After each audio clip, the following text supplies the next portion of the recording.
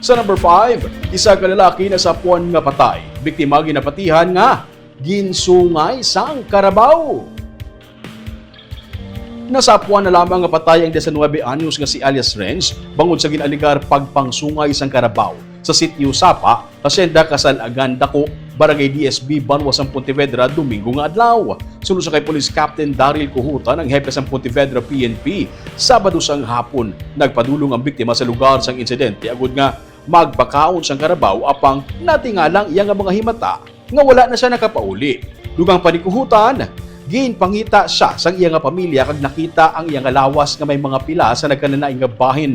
Gindala pa siya sa ospital apang gideklarar nga dead on arrival. May nakita nga isa ka karabaw nga ara man sa lugar nga may mga dugo kag wala na nakahigot. Hindi ini ang karabaw nga ginapanag-iyahan sang ilang pamilya sa biktima. Sulod sa PNP, magasugilanon ang pamilya sa napatay kag ang tag-iya sa karabaw angot sa natabo.